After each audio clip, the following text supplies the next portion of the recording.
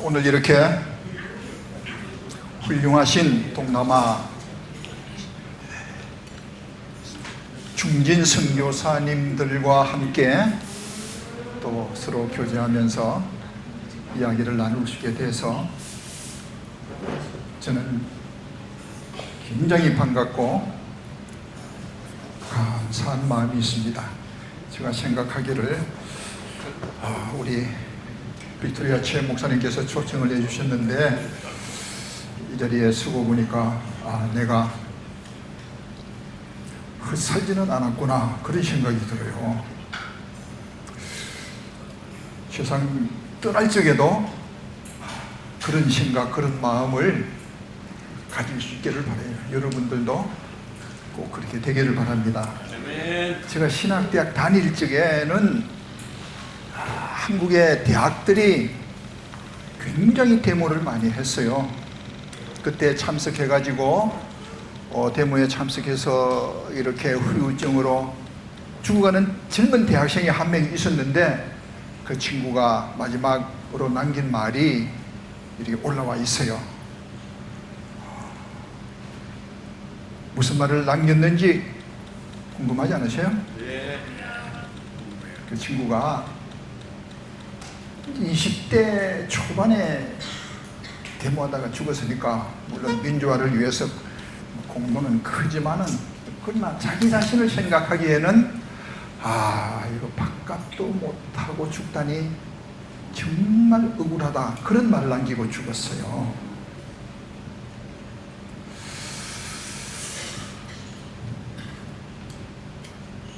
무슨 모임에 가든지 그리고 자기 혼자 조용히 생각하든지 마지막 이제 우리가 세상을 떠나서 주님 곁에 가든지 그때 내가 살기는 않았다. 그 정도의 자부심은 최소한 있어야 되고 좀 더 나아가서는 사도 바울처럼 내가 선한 싸움 다 싸우고 달려갈 길 다 가며 믿음을 지켰으니 이제 후로는 의의 재판장 되신 그분이 나에게 면류관을 주실 터인데 나만이 아니라 주의 나타나심을 사모하는 모든 자에게니라 그런 고백을 했습니다. 우리 그런 고백할 수 있기를 바랍니다. 네. 지난 주간에 강원도 가평에서 시니어 선교사님들이 100여 명 모였어요.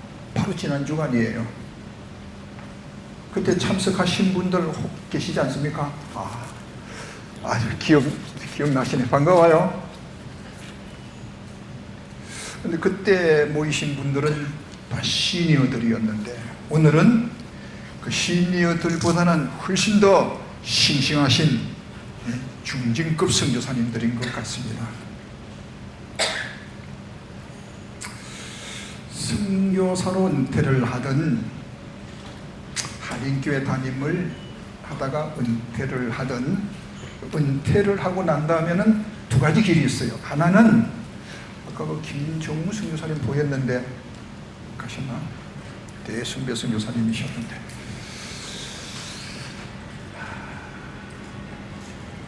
은퇴를 하고 이제 친구들하고 맛집 찾아다니면서 모임을 가지면서 노후를 즐기는 그런 분들이 대부분 많아요. 그런데 어떤 분들은 또 선교 현지에 남아서 계속 선교를 하시는 분들도 있습니다. 어느 것이 맞다 그런 건 없습니다. 그 선교지의 형편과 처지에 따라서 본인이 결정하면 되는 거예요. 저는 사실 한국에서 35년을 살았습니다. 35살에 방콕으로 갔어요. 그래서 3년 전에 은퇴를 했습니다. 한국에서 35년, 태국에서 35년, 이제 1기, 2기, 3기, 제 세 번째 35년이 될지 어떻게 될지는 모르겠습니다만 뭘 할까? 하나님 앞에서 진지하게 고민을 안 할 수가 없었습니다. 그래서 기도한 결과 한 가지 일을 선택을 했는데, 그것이 무엇인가 하니, 내가 태국에 35년을 있으면서 오늘 여기에 인도네시아, 말레이시아, 베트남, 또 필리핀, 태국, 또 어디 있죠? 캄보디아. 어우야. 그러면서 하여튼 동남아 많은 나라들을 돌아다녀 보면서 목회자들에 대한 관심, 또 그 지역 현직에 대한 그 관심을 갖고 자세히 보았는데, 목회자들을 좀 도와야 되겠다. 어떻게 돕느냐, 여러 가지 방법이 있는데, 제가 책을 집필을 해서 이거를 번역해서 그 나라 언어로 좀 이렇게 나누어 주자. 그래서 4권을 집필할 계획을 세웠습니다. 전체의 제목은 이루시는 하나님. 여러분, 우리가 세상 사람들이 당신은 선교사, 목사라고 하는데, 당신 하나님 믿는다. 그러니까 하나님이 어떤 분이요? 교회 나간다는데 교회가 어떤 곳이요? 라고 물으면 뭐라고 대답할 겁니까? 그래서 저는 하나님을 이루시는 하나님, 성경에 이루신다라는 말이 나오지만은 크게 중요한 부분 3개가 있는데, 창세기 2장 1절에 천지와 만물이 다 이루어지니라. 하나님께서 천지 창조 사역을 완성하셨어요. 요한복음 19장 20장에 보면은 예수께서 십자가에 달리셔서 마지막 숨을 거두시면서 다 이루었다. 구속 사역의 완성입니다. 그리고 요한계시록 20장 5절에 보면은 하나님께서 새 하늘과 새 땅 새로 살림을 이제 만드시고 이루었도다 라는 말씀을 하십니다. 마지막 주님께서 재림하셔서 하실 말씀을 우리는 성경을 통해서 이미 듣는 거예요. 그래서 이루시는 하나님이라고 하는 큰 제목을 가지고 제1권은 영적 전투로 본 인류의 역사, 그런 제목으로 출간을 했습니다. 이 1권은 지금 일단 캄보디아어, 미얀마어, 태국어는 우리 코라스에 계시는 신동원 선생님이 거의 다 번역을 해서 이제 출판을 해서, 하여튼 이렇게 어떤 루트를 통해서 나누어 드려서, 내가 목회를 하면서 성경을 보면서, 우리 목회자들이나 선교사는 성경의 전문가가 돼야 되지 않습니까? 성경 도사들이 돼야 되는데, 내가 궁금했던 부분은 동남아 목회자들도 동일하게 궁금하게 생각할 것이다 해서 나누어 주니까 굉장히 또 좋아하더라고요. 그래서 최소한 동남아 여러 나라들의 언어를 번역하실 분을 선정해서 번역해서 출판을 해서 이렇게 나누죠. 여러분, 어느 나라든, 동남아의 어느 나라든 목회자가 살아야 교회가 살고, 교회가 살아야 그 나라가 사는 거 아닙니까? 그런 의미에서 목회자들의 재무장, 동남아 목회자들의 재무장이 저는 시급하다. 그거 내 사명이다. 내가 하자. 그래서 그걸 정했어요. 또 다른 것도 할 수 있는데 더 많이는 못하고, 그게 이제 집중해서 나머지 3단계의 인생을 살려고 노력을 하고, 그렇게 결심을 하고 또 그렇게 지내고 있습니다. 그리고 제2권은 성경의 주인공이신 예수 그리스도. 성경의 주인공이신 예수 그리스도. 여러분, 성경 전체의 내용은 하나님께서 예수 그리스도를 통한 그 구원 계획을 기록한 책이에요. 이 책의 주인공이 예수 그리스도입니다. 그래서 구속사적으로 물론 세계 역사를 보면은 거기에 하나님의 하시는 역사가 희미하게는 들어있어요. 그러나 구속사적으로 보면은 확실하게 들어있습니다. 그래서 제2권의 제목을 성경의 주인공이신 예수 그리스도, 이 두 권 썼고 앞으로 두 권을 더 쓰려고 하는데 세 번째 책의 제목은 미리 정해 놓았어요. 특이한 출생, 특이한 계보, 특이한 생애, 이렇게 좀 특이한 예수 그리스도의 계보가 굉장히 특이해요.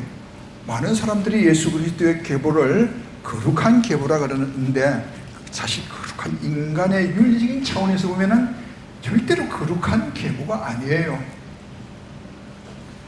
유다가 자기의 며느리 다말을 통해서 아들을 낳습니다. 다윗이 예수 그리스도의 조상인데 아브람과 다윗의 자손 예수 그리스도의 계보라. 이 다윗이 우리아의 아내 바셋바를 통해서 르호보암을 낳습니다. 그리고 가나안의 한 여성을 통하여서, 그래서 룻을 통해서, 그래서 예수 그리스도의 생애 속에 이방 여인들의 이름이 그렇게 나오고 있는데, 그것이 무엇을 의미하느냐? 계보를 다 설명하려면 힘들고 아주 특이한 계보가 예수의 생애와 예수의 출생, 여자의 후손으로 이 세상에 육신을 입고 오시는 예수 그리스도의 생애에 무슨 의미가 있느냐? 그리고 특이한 생애, 예수님의 생애가 특이하잖아요. 여러분, 기적을 어떻게 설명할 겁니까? 기적이 있어요, 없어요? 그거 설명하기 어렵거든요. 자, 또 예수 그리스도께서 십자가에 달려 못 박혀 죽으시고 십자가의 의미는 무엇이고 부활하셨다. 이거를 증명하고 설명하는 거 사실 기독교의 운명, 기독교의 미래가 달려있다고 해도 과언이 아닙니다. 그리고 이 땅에 다시 오실 예수 그리스도, 예수 그리스도의 행적, 기적, 그리고 십자가의 죽음, 부활, 재림을 다루려고 해요. 그리고 마지막 네 번째 책은 임하시는 나라, 임하시는 나라, 하나님의 나라. 성경의 총주제가 사실은 하나님의 나라입니다.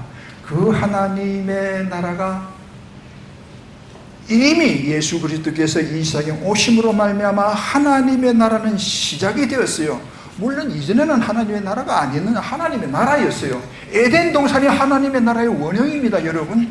그리고 에덴 동산에서 쫓겨난 다음에 이스라엘의 역사를 통하여서, 이스라엘의 그 왕들을 통하여서 하나님의 나라의 그 모습이 나타납니다. 신지자들이 말하는 하나님의 나라의 모습. 그리고 그 하나님의 나라가 예수 그리스도께서 이 세상에 오심으로 말미암아, 예수님이 오심으로 하나님의 나라가 가까웠다고 그랬어요. 그 하나님의 나라가 어떠한 절차를 거쳐서 완성이 되느냐? 그리고 예수님이 재림하셔서 완전한 하나님의 나라를 이루실 그때 이 세상에는 전쟁이 있을 것인데, 환난이 있을 것인데, 어떠한 과정을 거쳐서 많은 사람들이 종말론을 다루는데 정확한 성경적인 얘기를 제대로 좀 책으로 만들어서 나누어 줘서 목회자들이 설교할 적에 헷갈리지 않도록, 오늘은 이렇게 설교하고 내일은 저렇게 설교하지 않도록 이 줄기를 잡아주는 일을, 어렵지만 쉽지는 않은 작업이에요. 사실 이것만 잘 하려고 해도 나머지 한평생 안타가 버립니다. 그러나 하여튼 다른 것을 하고 싶은 유혹을 이기고 일에 집중하자.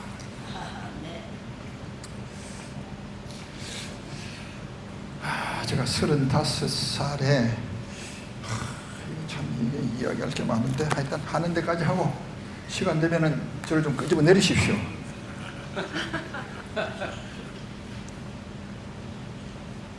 35살까지 국목했어요. 국목.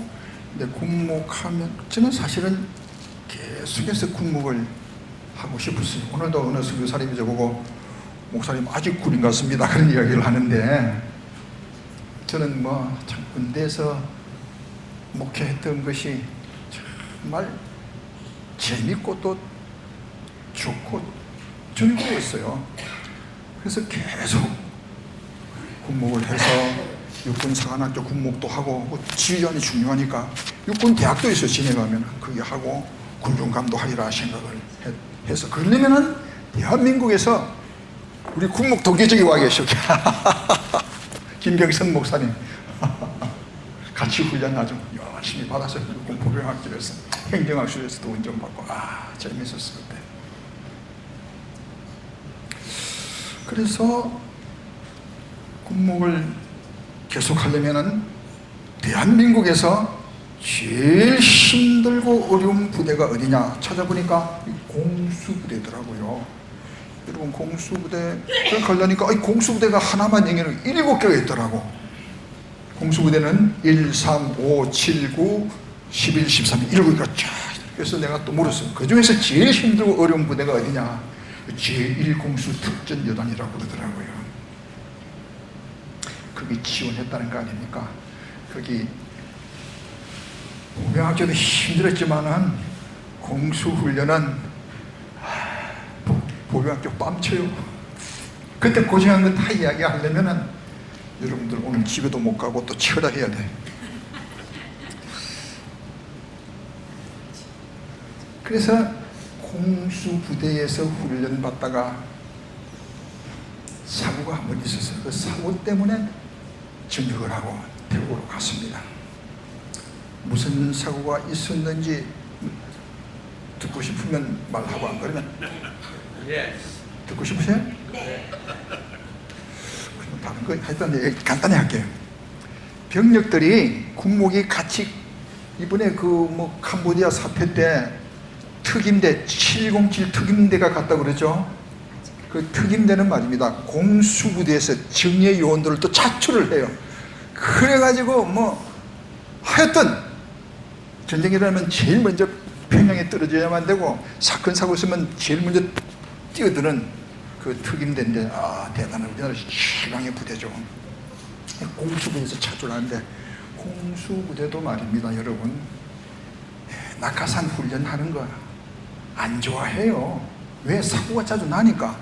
부대에서 사고 나면은 전역 날짜가 되어도 전역을 안 시키고 고쳐주고 난 다음에 전역을 시키고, 그래 뛰어내리고 시켰어요. 근데 군목이 가서 이제 출발 전에 기도해주면 좋아해요. 훈련장에 가서 기도해주면 더 좋아해요. 군목이 낙하산 짊어지고 같이 뛰어내린다. 왜 그렇게 좋아하는지 모르겠어요. 우리 부대 목사님이 뛰어내린데 내가 다칠 소냐 그러면서 좋아하더라고요.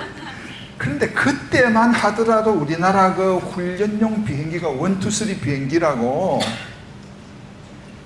6.25 지금 우리나라 장비들은 좋아요. 그러나 그게 지금부터 거의 40년 전이니까 그때만 하더라도 우리나라가 가난하고 70년대 아닙니까? 힘들었어요. 1, 2, 3 비행기 미군이 6.25 사변 때 쓰다가 버리고 간 거 수리해가지고 훈련용 비행기 한다는 거예요. 문짝도 없어요. 비행기가 이게 밖에도 스카치 테이프 드득드득 붙여놓고 안에 가면은 거미줄인지 철사줄인지 전기줄인지 얼금설금하고 귀신 나올 것 같아. 근데 그게 시동이 걸리더니 또 뜨긴 뜨더라고요. 가다가 또 시동이 꺼지네. 쭉 내려가면 양쪽으로 쫙 앉아있던 병력들이 얼굴이 좀 더 똥색이에요. 그런데 그게 또 시동이 걸리더라고요. 원래 모든 비행기는 엔진이 2개예요. 아무리 잘 정비해도 비행기는 고장나면 바로 사고고, 사고는 무조건 대형 사고니까 무기장이 따로 있고 엔진이 하나 더 있어요. 다시 엔진을 키면은 다시 떠요. 바람 소리, 엔진 소리 시끄러워서 안에는 말이 안 들려. 그래서 수신호로 다 해요. 세 번 치면서 딱 이렇게 하면은 강화지역 3분 전 그런 신호거든요. 3분 후에 뛰어내린다 그런 뜻이에요. 이래서 그럽니다. 고리 딱 걸고 이 노란 줄이 딱 있어. 낙하산하고 연결돼 있어. 그걸 딱 줄에 걸어야 뛰어내릴 적에 그 노란 줄이 낙하산을 확 잡아 당겨주면서 낙하산이 펴지게 되어 있어요. 혹 안 펴지는 수가 10,000개 중에 1개 정도 딱 있어요. 그거 안 걸리려고 공수훈련 하는 거예요. 그거 안 펴지고 뛰어내렸다 그러면은, 그게 줄이 뭐 끌렸다 그러면은 자기가 예비 낙하산이 하나 더 있어요. 공수훈련들은 덩어리 하나 짊어지고 앞에 하나 다 있어요. 안 펴졌다 그러면은 이거를 뚜껑을 열고 자기가 수동으로 손으로 낙하산을 탁 잡아가지고 공중으로 던져야 예비 낙하산이 펴지게 되어 있는 거예요. 문 앞에 원래는 군목이 제일 먼저 뛰어내리는 그런 규정은 없어요. 그러나 같은 부대에서 군목이 뛰어내리겠다 그러면은 그 안전 근무자들 담당 장교가 뛰어내리도록 해주는 거거든요. 내가 딱 앞에 섰다는 거 아닙니까? 근데 이게 헬멧을 쓰고 있거든요. 이거를 딱 치면 과감하게 확 뛰어내려. 응급추중 뛰어내리면 안 돼요. 과감하게 뛰어내려야 돼. 근데 딱 섰는데 이 헬멧을 딱 치는 게 아니라 어깨를 치더라고요. 내가 순간적으로 당황했어. 이게 헷갈리고 혼란이 왔어. 뛰어내려야 되나 말아야 되나. 에라 모르겠다. 뛰어내리자 하면서 세게 뛰어내렸더니 이 친구가 당하는 모습이 보여요. 나를 붙잡으려는 거예요. 나는 안 붙잡히려고 더 세게 뛰어내렸어요. 그 원래 제일 첫 번째 강화자가 뛰어내리면 줄줄 따라 나와야 되거든요. 줄줄이 사탕처럼. 딱 보니까 안 뛰어내리는 거예요. 야, 저놈의 새끼들 오늘따라 이렇게 동작 뜨는구나 하면서 밑을 쳐다봤더니 내가 한 1분 30초 먼저 뛰어내렸어요. 여러분, 비행기로 1분 30초 거리는 엄청나게 긴 거리예요. 원래는 그게 성남 비행장이라고 있어요. 저게 성남에. 여러분도 성남 비행장 알아요? 몰라요? 모르는 것처럼 가만히 앉아 처음 듣는 것처럼. 거기서 출발해가지고 바늘공단을 한 바퀴 돌아가지고 미사리에 뛰어내리게 되어 있거든요. 그게 공수훈련장이 거기 있어요. 그럼 원래 딱 뛰어내리면 미사리 훈련장이 쫙 나와야 되거든요. 그 해변가와 팽팽한 그 들판 풀밭인데 고압선이 쫙 깔려있는 거예요. 바늘공단 고압선 한 1분 한 30초니까 이게 나는 갑자기 나는 참새꾸기가 되겠구나. 그러면서 거기서 비켜나려고 수영을 했다는 거 아닙니까? 여러분들은 웃지만 나는 그때 머리 피가 말랐어요. 꼼짝을 안 하는 거라. 꼼짝을 안 해. 시간이 별로 없어요. 그때 기도했으면 기도밖에 다른 게 할 게 없거든요. 그때 내가 뭐라고 기도했는지 궁금하지 않으세요? 그때 뭐라고 기도했느냐? 안 궁금하면 그냥 넘어가고 할 거 많은데 이거 하던 거니까 또 해야지. 하나님 딱 한 번만 봐주세요. 어디든지 가오리다. 그 기도를 딱 하고 나니까 바람도 없어요. 그런데 낙하산이 마치 누가 이렇게 밀어주는 것처럼 3번 움직이더니 바늘공단 그 변전소 고압선 지역 담벼락 바깥에 딱 떨어졌어요. 발을 꼼짝꼼짝 하니까 괜찮더라고요. 살았다 싶으니까 그렇게 감사할 수가 없었습니다. 여러분들도 아마 감사한 일이 많을 거예요. 교단에서 성교부에서 보너스를 준다든지 성급이 올려준다면 감사하죠. 친척들이나 본인이 암 걸렸다가 나았다 그러면 감사하죠. 그런데 그것과는 비교할 수 없을 정도로 참새꾸기가 될 위기의 순간에 죽음의 자리에서 하나님께서 천사를 보내서 낙하산을 밀어서 살려주셨다. 그러면 그거는 말입니다. 그때 내가 이 공기 속에서 향기를 느꼈어요. 백합화 비슷한 향기가 정말 나더라고. 하나님께서 공기 속에도 향기를 두셨구나. 그 향기는 보통 사람은 못 맡고 하나님의 아주 놀라운 생명을 살리는 그런 은총을 입는 순간 주시는 향기로구나, 그거를 느꼈어요. 얼마 후에 방콕 한인연합교회에서, 이게 지금 38년 전이지, 은퇴한 지가 지금 3년 되니까 38년 전에 방콕 한인연합교회 안수 집사님이 교회의 결의로 청빙서를 가지고 저를 청빙하러 온 거예요. 근데 그 집사님의 말을 듣고 난 다음에 깜짝 놀랐어요. 집사님, 그냥 보낼 수는 없어. 한참 이야기를 하다가, 그런데 저는 군목으로 계속 있어야만 됩니다. 여기서 할 일이 너무 많습니다. 그 집사님이 굉장히 섭섭해하고 낙심한 표정으로 이제 얘기하다가 1시간쯤 있다가 일어서서 나가는데, 딱 문을 열고 나가려고 하는 순간 내가 뛰어내리면서 기도했던 게 생각이 나더라고요. 그때고 1초만 더 지내버려도 문 닫고 나가면 끝나는 건데, 그때 생각이 날 게 뭡니까? 살려주시면 어디든지 가오리다. 딱 한 번 봐주세요. 봐주지 않느냐? 너 지금 뭐하고 있느냐? 내가 부르는데 안 가면은 숨이 가빠지면서 하나님이 나를 그냥 안 두실 것 같아. 집사님 가겠습니다 해서 그 청빙서 청구해가지고 저녁 했다는 거 아닙니까?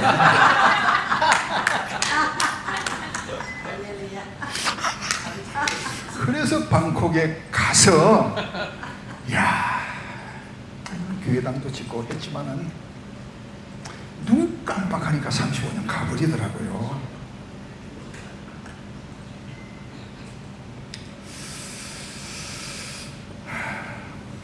김병선 선교사님 어디 근무했어요?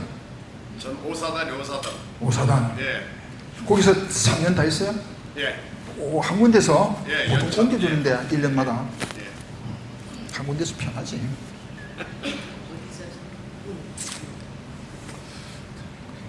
자꾸 하면 이거 못하니까 그래서 가게 됐어요. 그리고 이제 딱 이제 35년 목회하고 은퇴를 하고 이제 일을 합니다. 자, 여러분 한번 물어봅시다. 여러분들은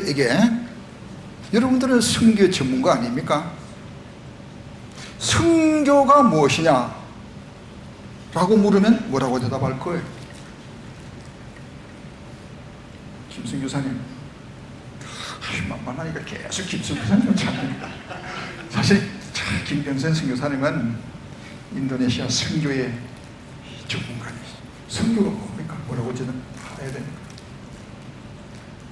예수님에 대해 위임령에 순종해서 남아있는 모든 종족들에게 복음 전해서 남은 종족 다 복음 들으면 우리 예수님 재림하시는 길을 예비해 드리는 게 선교입니다. 할렐루야. 너무 길어 그런데.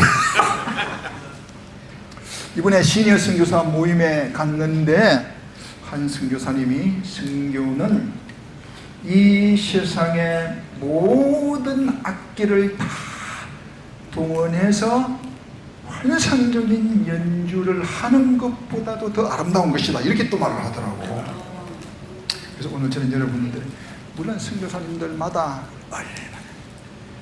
예수 그리스도의 복음을 전하는 것, 교회를 세우는 것, 일꾼을 키우는 것, 여러 선교에 부속된 여러 가지 할 일이 얼마나 많습니까? 오늘 저는 이 시간 요 이야기만 해도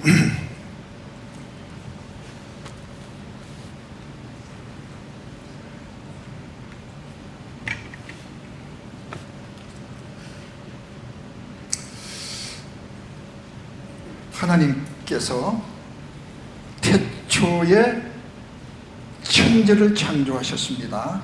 그것이 창세기 1장 1절이죠. 그런데 태초, 천지를 창조한 태초가 나오는데 요한복음 1장 1절에 보면은 태초에 말씀이 계시니라. 이 말씀이 하나님과 함께 계신 이 말씀이 곧 하나님이라. 곧 태초가 나와요. 그런데 창세기 1장 1절의 태초와 요한복음 1장 1절의 태초가 같습니까? 다릅니까? 이게 달라요. 창세기 1장 1절은 하나님께서 영원 전부터 계신, 영원히 자존하시는 하나님께서 천지를 딱 창조하시기로 결정한 그 시점의 태초예요.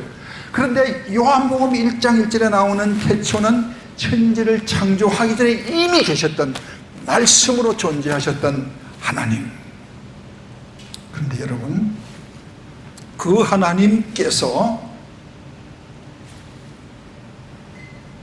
갈라디아서 2장에 보면은 하나님이 눈에 보이는 것들과 보이지 않는 것들을 창조했다. 그러니까 세상의 물질도 창조하고 인간도 창조했는데 보이지 않는 천사도, 영적인 존재도 창조했다. 그런 뜻이에요. 그러니까 천사가 저절로 있는 것이 아니고 천사도 하나님의 창조물이에요.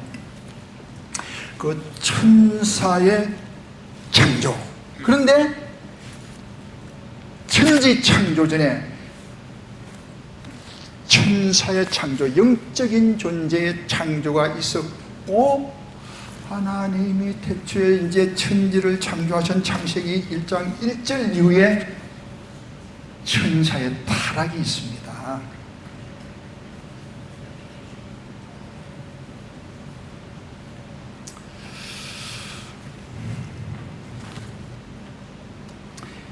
출애굽기에 보면은 하나님께서 법궤 위에 두 서랍을 날개를 마주하면서 보게 만드는, 그래서 그 법궤를 만드는 장면이 나오는데 거기에 서랍 둘이라는 말이 있습니다. 자, 천사가 타락해서 이 사탄이 되는데, 그 천사의 타락에 그 사탄이 되는 장면을 우리에게 하나님께서는 이사야서 14장에 보면은 바벨론 왕의 묘에서 역사하는 천사, 그게 타락한 천사의 존재가 나와요. 그리고 에스겔서 28장에 보면은 동일하게 그 내용이 나오고 있습니다. 에스겔서 28장에는 그 수랍이 지혜로움으로 교만하여지고 아름다움으로 하나님을 대적하는 장면, 그 수랍. 그래서 이 수랍이라고 하는 게 천사의 계급 중에서도 굉장히 하나님 제일 측근에 있는 계급인 이 수랍이, 내가 북극 지폐산에 앉으리라, 내가 지극히 높으신 하나님의 별 위에 내 자리를 높이리라. 그래서 하나님께서 그 교만을 치시면서 깨트려 버립니다. 그래서 그 이름을 이제 우리가 루시프라고 하거든요. 성경에는 루시프라는 이름이 안 나와요. 그런데 그때 새벽별이라고 하는 그 이름을 킹 제임스 버전에서 라틴에서 번역해 올 때 라틴어로 이 새벽별을 루시프로 번역이 됐어요. 그래서 그 루시프라고 하는 이름이 타락한 천사가 루시프가 되는, 그 사탄이 되는 근거가 바로 거기에 있어요. 그래서 존 밀턴이 쓴 신락원이나 그리고 신곡 같은 책에도 그 사탄의 이름이 루시프로 나와요.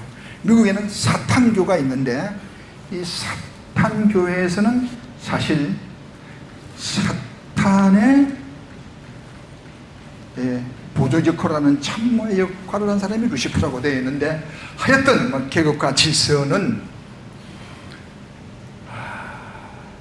그렇다고 해서 여러분, 하나님께서 하나님의 나라 천국도 만드시고 지옥도 만드셨는데, 많은 사람들이 알고 있기를 이 지옥에는 사탄이 왕노릇하는 걸로 알고 있는데, 여러분, 이제 지옥은 사탄이 왕노릇하는 것이 아니에요. 하나님께 범죄한 그를 가두어 버리는 무정의 지옥이다, 그런 말씀입니다.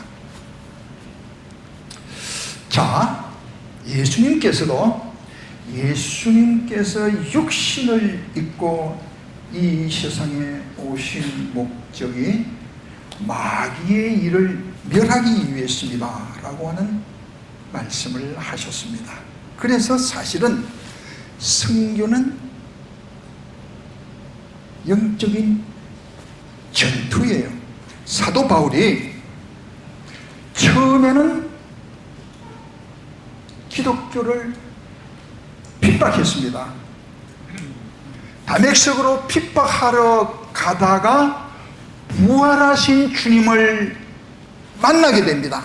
주님께서 이 사울을 향하여서 사울아 사울아 너가 왜 나를 핍박하냐. 사실 예수님은 사울로부터 직접 핍박은 받지를 않았어요. 사울은 사실 교회 믿는 무리들을 핍박했거든요. 그러니까 이 믿는 무리들을 핍박하면 교회를 핍박하는 이 주님을 핍박하게 되는 거예요. 너 정말 나를 핍박하는 그것이 가시체를 뒷발질하는 것 같다. 내가 너를 선택해서 이스라엘과 이방인들에게 보내서 나의 복음을 전가할 일꾼으로 삼겠다. 너는 가서 그들을 어두움에서 빛으로 사단의 권세에서 하나님께로 돌아오게 만들고 하나님의 나라를 유업으로 받게 만들어라. 그래서 이 선교의 사명을 이스라엘과 이방인들에게, 그러니까 선교는 자기 동족에게도 가고 이방인에게도 가는 거예요. 그래서 그들은 사탄의 권세 아래에 놓여 있는데 그들을 건져서 사단의 권세에서 하나님께로 돌아오게 하고, 이 선교가 영적인 전쟁, 그들을 하나님의 나라를 유업으로 받게 만들어라. 그래서 제가 여러분들에게 말씀드리고 싶은 선교의 정의는 영적 전투입니다. 여러분들 각자는 여러분들의 있는 지역에서 이 영적 전투의 사령관입니다. 우리는 이 싸움에서 승리하기 위해서 하나님의 전신갑주가 필요합니다. 사실은 말입니다. 우리는 이미 힘들고 어려운 과정을 거쳐야 되지만 이 싸움은 이미 이겨놓고 싸우는 싸움이에요. 그 사탄은 말입니다. 이미 창세기 3장 15절에서 여자의 후손이 뱀의 머리를 까부셔버리겠다.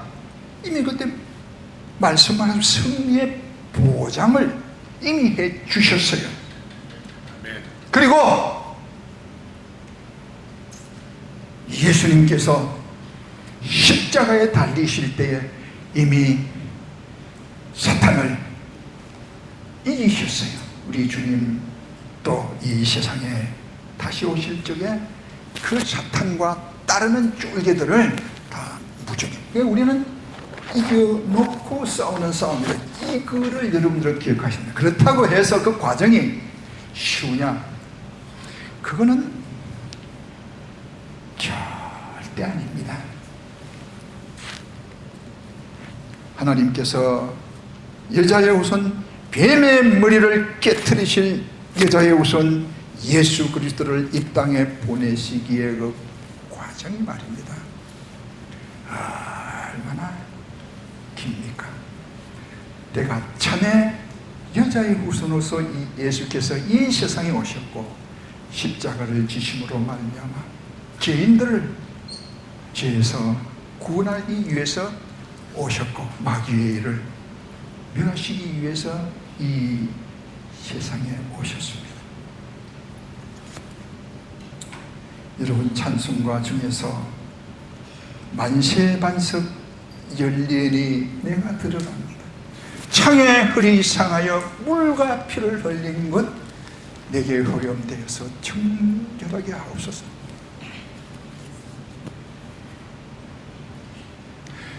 내가 공을 세우나 은혜 갚지 못하네. 우리는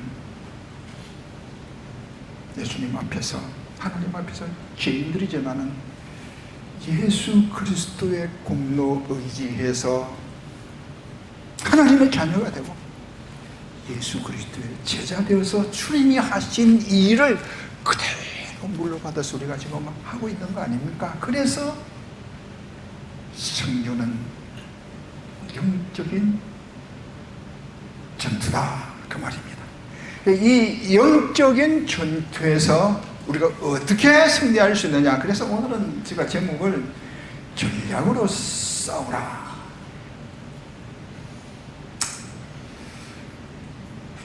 전략과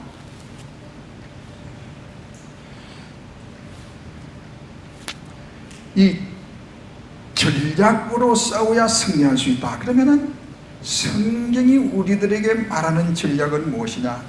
예수 그리스도의 이름입니다.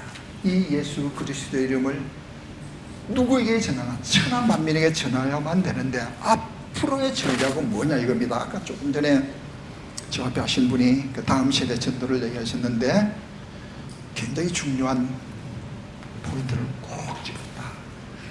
베트남에 오신 선교사님이셨죠? 어디 계세요? 예.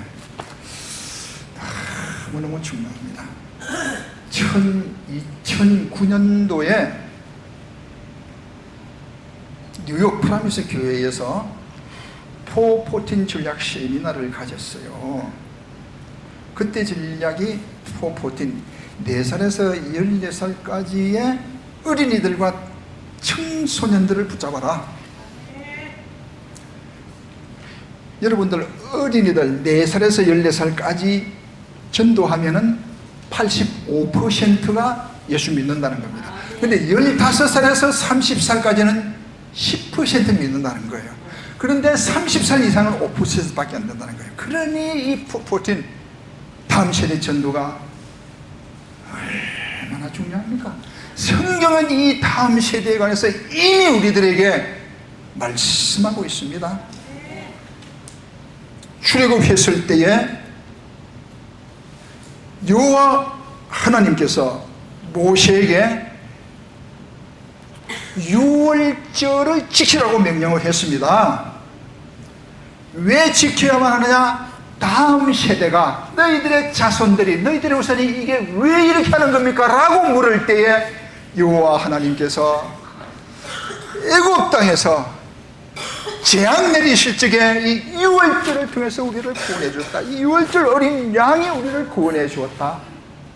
왜 우리 장막에서 살아야 합니까? 우리가 출애굽을 해서 홍해 건너서 광야에서 이렇게 살았다. 그거를 자녀들에게 가르치라는 겁니다. 신명기에 보면은 6장 4절 이하에 쉐마 이스라엘아 들으라. 너희 하나님 여호와는 유일하신 하나님이니 너는 마음을 다하고 뜻을 다하고 힘을 다하여 주 여호와 하나님을 사랑하라. 그의 말씀을 지키되 그 말씀을 내 마음판에 새기고 앉았을 때든지 길을 행할 때든지 누웠을 때든지 일어날 때든지 이 말씀을 강론하여 것이며 너는 이 말씀을 내 미간에 붙여서 표로 삼고 팔목에 붙여서 증거로 삼으라. 문설주와 임방에 기록할지니라. 하나님이 자녀들에게 이 말씀을 부지런히 온 마음과 뜻과 힘을 다해서 증거하라고 그랬어요. 그래서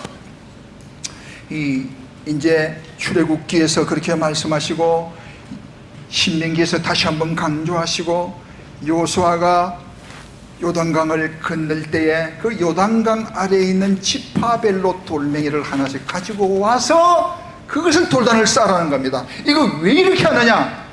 여기서 하시라는 거죠. 네, 알겠습니다. 왔다 갔다 하면 안 되고. 5분 남았다. 이야. 5분에 끝내려 걱정하지 마세요. 원래 이 짧게 하는 자는 복이 있나니 저희가 다시 체험을 받을 것이었는데 시간이 벌써 다 가고 됐어요. 그래서 여호수아 때 왜 이거 해야만 됩니까? 후손들이 이거 물을 적에 여호와 하나님께서 홍해 바다를 여신 것처럼 이 요단강도 열어주셨다. 그것 자들이 가르치라는 겁니다. 그런데 가나안 땅에 들어가서 사사기에 보면은 사사기 2장에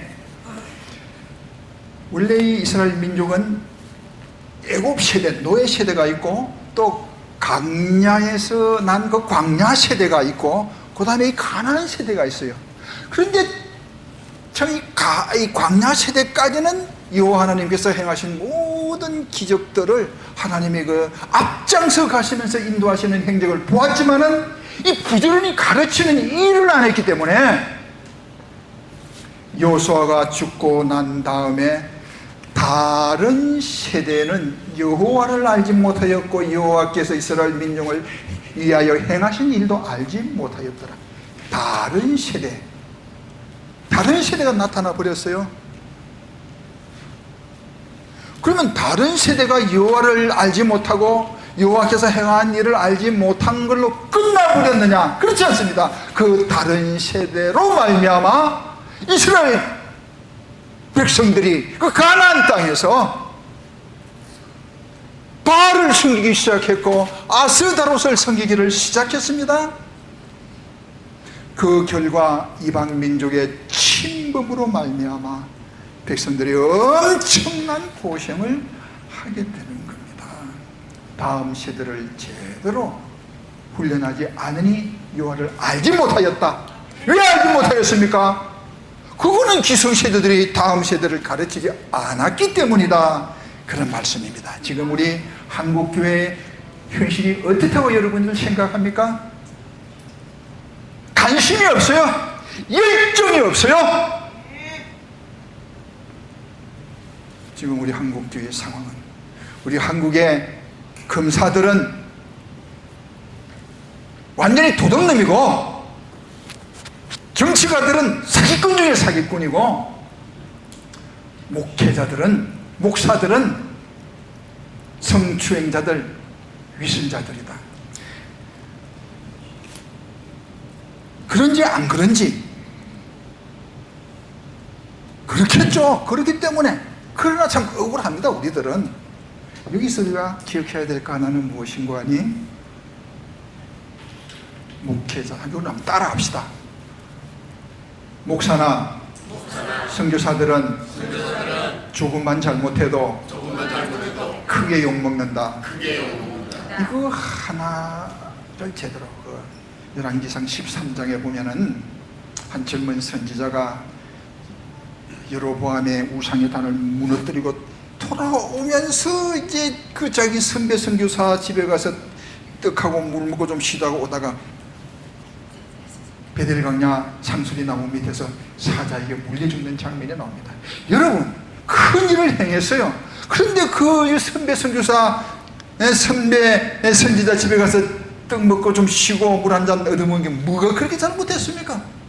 세상 사람들은 나쁜 짓 해도 떵떵거리면서 배 내밀고 잘 사는데, 목사 선교사들은 조금만 잘못해도 하나님이 왜 사자한테 물려 죽게 만드는 겁니까?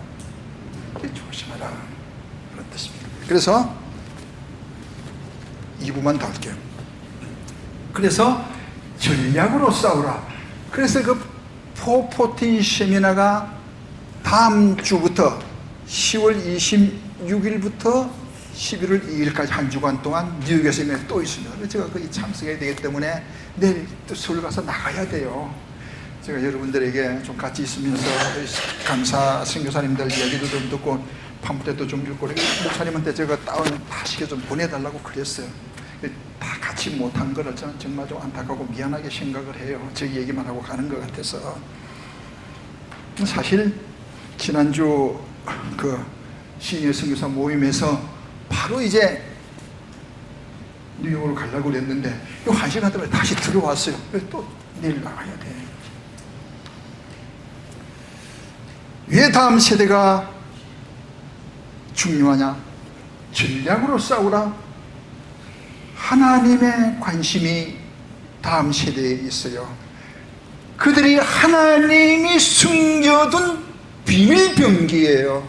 그들에 대한 관심을 갖고 여러분들 선교지에서도 이 다음 세대에 관심을 갖고 열심히 지금까지 수고하셨지만은 남은 힘과 정열을 다해서 달려갈 길을 다하고 선한 싸움을 잘 싸우시기를 주의 이름으로 축복합니다. 아멘.